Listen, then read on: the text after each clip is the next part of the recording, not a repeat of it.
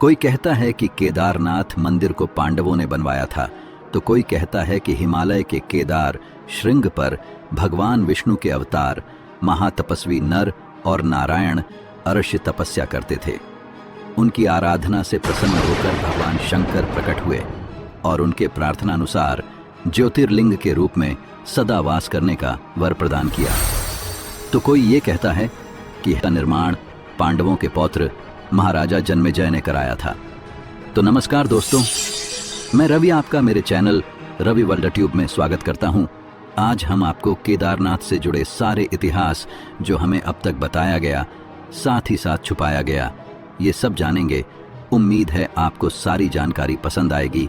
तो चलिए इस वीडियो की शुरुआत करते हैं। केदारनाथ मंदिर भारत के उत्तराखंड राज्य के रुद्रप्रयाग जिले में स्थित हिंदुओं का प्रसिद्ध मंदिर है। उत्तराखंड में हिमालय पर्वत की गोद में केदारनाथ मंदिर 12 ज्योतिर्लिंग में सम्मिलित होने के साथ 4 धाम और पंच केदार में से भी एक है। यहाँ की प्रतिकूल जलवायु के कारण यह मंदिर अप्रैल से नवंबर माह तक ही दर्शन के लिए खुलता है। पत्थरों से बने कत्यूरी शैली से बने इस मंदिर के बारे में कहा जाता है कि इसका निर्माण पांडवों के पौत्र महाराजा जन्मेजय ने कराया था। यहाँ स्थित स्वयंभू शिवलिंग अति प्राचीन है। आदि शंकराचार्य ने इस मंदिर का जीर्णोद्धार करवाया। जून 2013 के दौरान भारत के उत्तराखंड और हिमाचल प्रदेश राज्यों में अचानक आई बाढ़ और भूस्खलन के कारण केदारनाथ सबसे अधिक प्रभावित क्षेत्र रहा। मंदिर के आसपास की मकानें बह गईं। इस ऐतिहासिक मंदिर का मुख्य हिस्सा एवं सदियों पुराना गुंबद सुरक्षित रहे, लेकिन मंदिर का प्रवेश द्वार और उसके आसपास का इलाका पूरी तरह तबाह हो गया। केदारनाथ मंदिर एक अनसुलझी पहेली है। केदारनाथ मंदिर का निर्माण किसने करवाया था, इसके बारे में बहुत कुछ कहा जाता है, पांडवों से लेकर आदि शंकराचार्य तक। आज का विज्ञान बताता है कि केदारनाथ मंदिर शायद 8वीं शताब्दी में बना था। यदि आप ना भी कहते हैं तो भी यह मंदिर कम से कम 1200 वर्षों से अस्तित्व में है।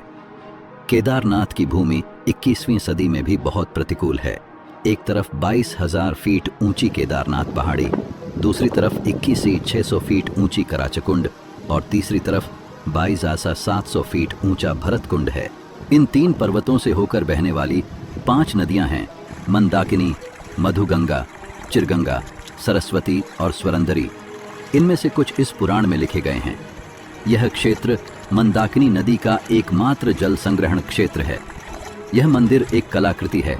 कितना बड़ा असंभव कार्य रहा होगा ऐसी जगह पर कलाकृति जैसा मंदिर बनाना, जहां ठंड के दिन भारी मात्रा में बर्फ हो और बरसात के मौसम में बहुत तेज गति से पानी बहता हो।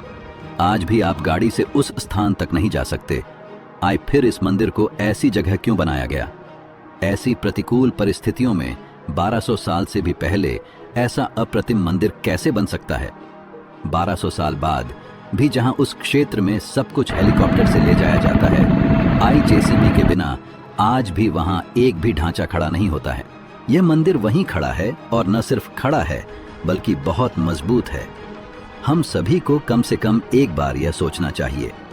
वैज्ञानिक अनुमान लगाते हैं कि यदि मंदिर 10वीं शताब्दी में पृथ्वी पर होता तो यह हिम युग की एक छोटी अवधि में होता।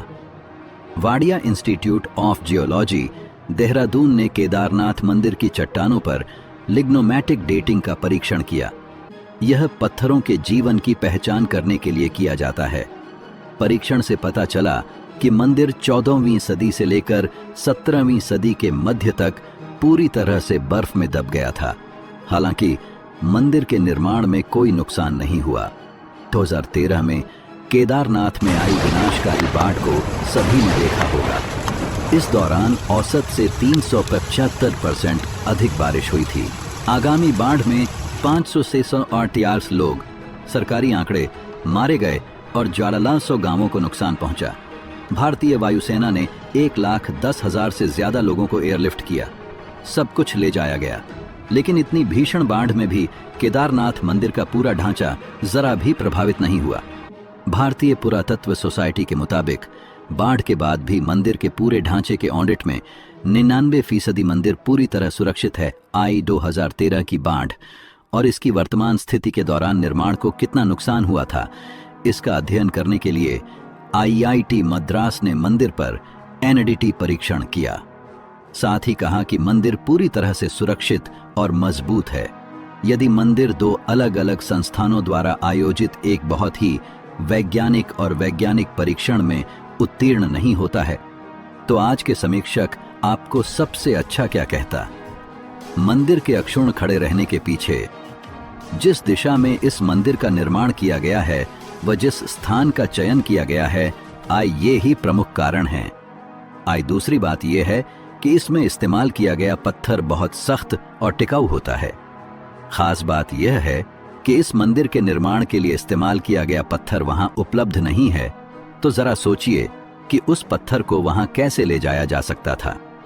उस समय इतने बड़े पत्थर को ढोने के लिए इतने उपकरण भी उपलब्ध नहीं थे।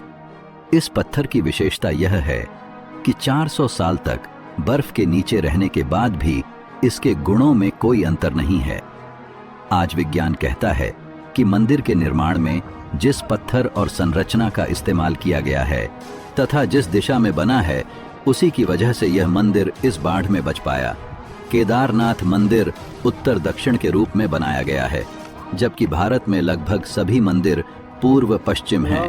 विशेषज्ञों के अनुसार यदि मंदिर पूर्व पश्चिम होता तो पहले ही नष्ट हो चुका होता या कम से कम 2013 की बाढ़ में तबाह हो जाता। लेकिन इस दिशा की वजह से केदारनाथ मंदिर बच गया है। इसलिए मंदिर ने प्रकृति के चक्र में ही अपनी ताकत बनाए रखी है। मंदिर के इन मजबूत पत्थरों को बिना किसी सीमेंट के एशलर तरीके से एक साथ चिपका दिया गया है। इसलिए पत्थर के जोड़ पर तापमान परिवर्तन के किसी भी प्रभाव के बिना मंदिर की ताकत अभेद्य है। टाइटैनिक के डूबने के बाद पश्चिमी लोगों ने फील किया कि कैसे एनडीटी परीक्षण और तापमान ज्वार को मोड़ सकते हैं, लेकिन भारतीय लोगों ने यह सोचा और यह 1200 साल पहले परीक्षण किया। क्या केदारनाथ उन्नत भारतीय वास्तुकला का ज्वलंत उदाहरण नहीं है? 2013 में मंदिर के पिछले हिस्से में एक बड़ी चट्टान फंस गई और पानी की धार विभाजित हो गई। मंदिर के दोनों किनारों का तेज पानी अपने साथ सब कुछ ले गया, लेकिन मंदिर और मंदिर में शरण लेने वाले लोग सुरक्षित रहे। जिन्हें अगले दिन भारतीय वायुसेना ने एयरलिफ्ट किया था। सवाल यह नहीं है कि आस्था पर विश्वास किया जाए या नहीं, लेकिन इसमें कोई संदेह नहीं है कि मंदिर के निर्माण के लिए स्थल, उसकी दिशा, वही निर्माण सामग्री और यहाँ तक कि प्रकृति को भी ध्यान से विचार किया गया था, जो 1200 वर्षों तक अपनी संस्कृति और ताकत को बनाए रखेगा। तमाम बाढ़ों के बाद हम एक बार फिर केदारनाथ के उन वैज्ञानिकों के निर्माण के आगे नतमस्तक हैं, जिन्हें उसी भव्यता के साथ 12 ज्योतिर्लिंगों में सबसे ऊंचा होने का सम्मान मिलेगा। यह एक उदाहरण है कि वैदिक हिंदू धर्म और संस्कृति कितनी उन्नत थी। उस समय हमारे ऋषि मुनियों यानी वैज्ञानिकों ने वास्तुकला, मौसम विज्ञान, अंतरिक्ष विज्ञान, आयुर्वेद में काफी तरक्की की थी। आज हम जिस दौर में रहकर ये सोचते हैं कि हमने साइंस में बहुत बड़े मुकाम को छू लिया है, पर क्या सच में हम पुराने जमाने के किसी उपलब्धि को इतनी सारी टेक्नोलॉजी आने के बाद भी हासिल किया? जवाब बस नहीं है। हमने केवल इस प्रकृति को नुकसान ही पहुंचाया है। चलिए अब केदारनाथ से जुड़ी महिमा एवं इतिहास पर चर्चा करते हैं। केदारनाथ की बड़ी महिमा है। उत्तराखंड में बद्रीनाथ और केदारनाथ ये दो प्रधान तीर्थ हैं। दोनों के दर्शनों का बड़ा ही महात्म्य है। केदारनाथ के संबंध में लिखा है कि जो व्यक्ति केदारनाथ के दर्शन किए बिना बद्रीनाथ की यात्रा करता है, उसकी यात्रा निष्फल जाती है और केदारनाथ सहित नर नारायण मूर्ति के दर्शन का फल समस्त पापों के नाश पूर्वक जीवन मुक्ति की प्राप्ति बतलाया गया है। इस मंदिर की आयु के बारे में कोई ऐतिहासिक प्रमाण नहीं है, पर 1000 वर्षों से केदारनाथ एक महत्वपूर्ण तीर्थ रहा है। राहुल सांकृत्यायन के अनुसार ये 12-13वीं शताब्दी का है। ग्वालियर से मिली एक राजा भोज स्तुति के अनुसार उनका बनवाया हुआ है, जो 1076-99 काल के थे। एक मान्यता अनुसार वर्तमान मंदिर 8वीं शताब्दी में आदि शंकराचार्य द्वारा बनवाया गया, जो पांडवों द्वारा द्वापर काल में बनाए गए पहले के मंदिर की बगल में है। मंदिर के बड़े धूसर रंग की सीढ़ियों पर पाली या ब्राह्मी लिपि में कुछ खुदा है, जिसे स्पष्ट जानना मुश्किल है। केदारनाथ जी के तीर्थ पुरोहित इस क्षेत्र के प्राचीन ब्राह्मण हैं। उनके पूर्वज आर्षि मुनि नर नारायण एवं दक्ष प्रजापति के समय से इस ज्योतिर्लिंग की पूजा अर्चना करते आ रहे हैं। पांडवों के पौत्र राजा जन्मेजय ने भी उन्हें इस मंदिर की पूजा अर्चना का अधिकार दिया था एवं संपूर्ण केदार क्षेत्र दान स्वरूप दिया था। ये लोग प्राचीन काल से ही तीर्थयात्रियों की पूजा कराते आ रहे हैं। अंग्रेजी पर्वतारोही एरिक शिप्टन 1926 द्वारा दर्ज की गई एक परंपरा के अनुसार कई सैकड़ों साल पहले एक पुजारी केदारनाथ और बद्रीनाथ दोनों मंदिरों में पूजा करते थे और दोनों स्थानों के बीच प्रतिदिन यात्रा करता था। आदि गुरु शंकराचार्य जी के समय से यहाँ पर दक्षिण भारत से जंगम समुदाय के रावल शिवलिंग की पूजा करते हैं। मंदिर के सामने पुरोहितों की अपने यजमानों एवं अन्य यात्रियों के लिए पक्की धर्मशालाएं हैं, जबकि मंदिर के पुजारी एवं अन्य कर्मचारियों के भवन मंदिर के दक्षिण की ओर हैं। केदारनाथ को तीर्थों का तीर्थ माना गया है। अगर लोगों की माने तो कहा जाता है यहाँ सच्चे दिल से जो मांगे वह मिल जाता है। खैर ये तो लोगों की विश्वास की बात है। बात करते हैं मंदिर के वास्तुशिल्प की। यह मंदिर एक 6 फीट ऊंचे चौकोर चबूतरे पर बना हुआ है। मंदिर में मुख्य भाग मंडप और गर्भगृह के चारों ओर प्रदक्षिणा पथ है। बाहर प्रांगण में नंदी बैल वाहन के रूप में विराजमान है। मंदिर का निर्माण किसने कराया, इसका कोई प्रामाणिक उल्लेख तो नहीं मिलता है, पर कहा जाता है कि इस मंदिर का जीर्णोद्धार आदि गुरु शंकराचार्य ने करवाया था। मंदिर को 3 भागों में बांटा जा सकता है: 1 गर्भगृह, 2 मध्य भाग, 3 सभा मंडप।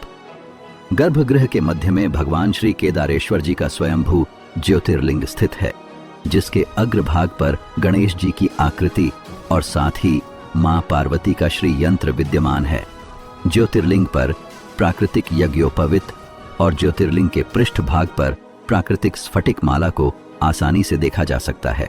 श्री केदारेश्वर ज्योतिर्लिंग में नवलिंगाकार विग्रह विद्यमान है। इस कारण इस ज्योतिर्लिंग को नवलिंग केदार भी कहा जाता है। स्थानीय लोक गीतों से इसकी पुष्टि होती है।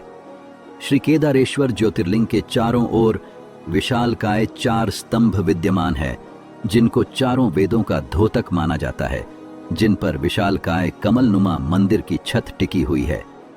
ज्योतिर्लिंग के पश्चिमी ओर एक अखंड दीपक है, जो कई हजारों सालों से निरंतर जलता रहता है, जिसकी देखरेख और निरंतर जलते रहने की जिम्मेदारी पूर्व काल से तीर्थ पुरोहितों की है। गर्भगृह की दीवारों पर सुंदर आकर्षक फूलों और कलाकृतियों को उकर कर सजाया गया है। गर्भगृह में स्थित चारों विशालकाय खंभों के पीछे से स्वयंभू ज्योतिर्लिंग भगवान श्री केदारेश्वर जी की परिक्रमा की जाती है। पूर्व काल में श्री केदारेश्वर ज्योतिर्लिंग के चारों ओर सुंदर कटवे पत्थरों से निर्मित जलेरी बनाई गई थी। Shri Yogesh Jindal, managing director, Kashi Vishwanath steel. Kashipur वालों ने मंदिर गर्भगृह में 8 मिमी मोटी तांबे की नई जलेरी लगवाई थी, वर्ष 2003-04। अब वर्तमान काल में जलेरी के साथ साथ गर्भगृह की दीवारों और मंदिर के सभी दरवाजों को अपने तीर्थ पुरोहित की प्रेरणा से किसी और दानी दाता द्वारा रजत, चांदी की करवा दी गई है। इसके गर्भगृह की अटारी पर सोने का मुलम्मा चढ़ा है। मंदिर की पूजा श्री केदारनाथ 12 ज्योतिर्लिंगों में से एक माना जाता है। प्रातः काल में शिवपिंड को प्राकृतिक रूप से स्नान कराकर उस पर घी लेपन किया जाता है। तत्पश्चात धूप दीप जलाकर आरती उतारी जाती है। इस समय यात्रीगण मंदिर में प्रवेश कर पूजन कर सकते हैं, लेकिन संध्या के समय भगवान का श्रृंगार किया जाता है। उन्हें विविध प्रकार के चित्ताकर्षक ढंग से सजाया जाता है। भक्तगण दूर से केवल इसका दर्शन ही कर सकते हैं। वैसे तो इस मंदिर की कई कथाएं प्रचलित हैं, जिसमें से कुछ इस प्रकार हैं। इस ज्योतिर्लिंग की स्थापना का इतिहास संक्षेप में यह है कि हिमालय के केदार श्रृंग पर भगवान विष्णु के अवतार महातपस्वी नर और नारायण ऋषि तपस्या करते थे। उनकी आराधना से प्रसन्न होकर भगवान शंकर प्रकट हुए और उनके प्रार्थना अनुसार ज्योतिर्लिंग के रूप में सदा वास करने का वर प्रदान किया। यह स्थल केदारनाथ पर्वतराज हिमालय के केदार नामक श्रृंग पर अवस्थित हैं। पंचकेदार की कथा ऐसी मानी जाती है कि महाभारत के युद्ध में विजयी होने पर पांडव भ्रातृहत्या के पाप से मुक्ति पाना चाहते थे। इसके लिए वे भगवान शंकर का आशीर्वाद पाना चाहते थे, लेकिन वे उन लोगों से रुष्ट थे। भगवान शंकर के दर्शन के लिए पांडव काशी गए, पर वे उन्हें वहां नहीं मिले। वे लोग उन्हें खोजते हुए हिमालय तक आ पहुंचे। भगवान शंकर पांडवों को दर्शन नहीं देना चाहते थे, इसलिए वे वहां से अंतर्ध्यान होकर केदार में जा बसे। दूसरी ओर पांडव भी लगन के पक्के थे। वे उनका पीछा करते करते केदार पहुंच ही गए। भगवान शंकर ने तब तक बैल का रूप धारण कर लिया और वे अन्य पशुओं में जा मिले। पांडवों को संदेह हो गया था, अतः भीम ने अपना विशाल रूप धारण कर 2 पहाड़ों पर पैर फैला दिया। अन्य सब गाय बैल तो निकल गए, पर शंकर जी रूपी बैल पैर के नीचे से जाने को तैयार नहीं हुए। भीम बलपूर्वक इस बैल पर झपटे, लेकिन बैल भूमि में अंतर्ध्यान होने लगा। तब भीम ने बैल की त्रिकोणात्मक पीठ का भाग पकड़ लिया। भगवान शंकर पांडवों की भक्ति, दृढ़ संकल्प देखकर प्रसन्न हो गए। उन्होंने तत्काल दर्शन देकर पांडवों को पाप मुक्त कर दिया। उसी समय से भगवान शंकर बैल की पीठ की आकृति पिंड के रूप में श्री केदारनाथ में पूजे जाते हैं। ऐसा माना जाता है कि जब भगवान शंकर बैल के रूप में अंतर्ध्यान हुए तो उनके धड़ से ऊपर का भाग काठमांडू में प्रकट हुआ। अब वहां पशुपतिनाथ का प्रसिद्ध मंदिर है। शिव की भुजाएं तुंगनाथ में, मुख रुद्रनाथ में, नाभि मदमहेश्वर में और जटा कल्पेश्वर में प्रकट हुए। इसलिए इन 4 स्थानों सहित श्री केदारनाथ को पंच केदार कहा जाता है। यहाँ शिवजी के भव्य मंदिर बने हुए हैं। चलिए अब बात करते हैं कि केदारनाथ की यात्रा कैसे करें। केदारनाथ धाम की यात्रा उत्तराखंड की पवित्र छोटा 5 धाम यात्रा के महत्वपूर्ण 4 मंदिरों में से एक है। छोटा 4 धाम यात्रा हर वर्ष आयोजित की जाती है। केदारनाथ यात्रा के अलावा अन्य मंदिर बद्रीनाथ, गंगोत्री और यमुनोत्री हैं। केदारनाथ यात्रा में शामिल होने के लिए वर्ष मंदिर के खुलने की तिथि तय की जाती है। मंदिर के खुलने की तिथि हिंदू पंचांग की गणना के बाद ऊखीकेद की उद्घाटन तिथि अक्षय तृतीया के शुभ दिन और महाशिवरात्रि पर हर साल घोषित की जाती है। और केदारनाथ मंदिर की समापन तिथि हर वर्ष नवंबर के आसपास दिवाली त्योहार के बाद भाई दूज के दिन होती है। इसके बाद मंदिर के द्वार शीतकाल के लिए बंद कर दिए जाते हैं। केदारनाथ जी का मंदिर आम दर्शनार्थियों के लिए प्रातः 6 बजे खुलता है। दोपहर 3 से 5 बजे तक विशेष पूजा होती है और उसके बाद विश्राम के लिए मंदिर बंद कर दिया जाता है। पुनः शाम 5 बजे जनता के दर्शन हेतु मंदिर खोला जाता है। 5 मुख वाली भगवान शिव जी की प्रतिमा का विधिवत श्रृंगार करके 7:30 बजे से 8:30 बजे तक नियमित आरती होती है। रात्रि 8:30 बजे केदारेश्वर ज्योतिर्लिंग का मंदिर बंद कर दिया जाता है। शीतकाल में केदार घाटी बर्फ से ढक जाती है। यद्यपि केदारनाथ मंदिर के खोलने और बंद करने का मुहूर्त निकाला जाता है, किंतु यह सामान्यतः नवंबर माह की 15 तारीख से पूर्व वृश्चिक संक्रांति से 2 दिन पूर्व बंद हो जाता है और 6 माह बाद अर्थात वैशाखी 13-14 अप्रैल के बाद कपाट खुलता है। ऐसी स्थिति में केदारनाथ की पंचमुखी प्रतिमा को उखी मठ में लाया जाता है। इसी प्रतिमा की पूजा यहाँ भी रावल जी करते हैं। केदारनाथ में जनता शुल्क जमा कराकर रसीद प्राप्त करती है और उसके अनुसार ही वह मंदिर की पूजा आरती कराती है अथवा भोग प्रसाद ग्रहण करती है। भगवान की पूजाओं के क्रम में प्रातकालिक पूजा, महाभिषेक पूजा, अभिषेक, लघु रुद्राभिषेक, षोडशोपचार पूजन, अष्टोपचार पूजन, संपूर्ण आरती, पांडव पूजा, गणेश पूजा, श्री भैरव पूजा, पार्वती जी की पूजा, शिव सहस्त्र नाम आदि प्रमुख हैं।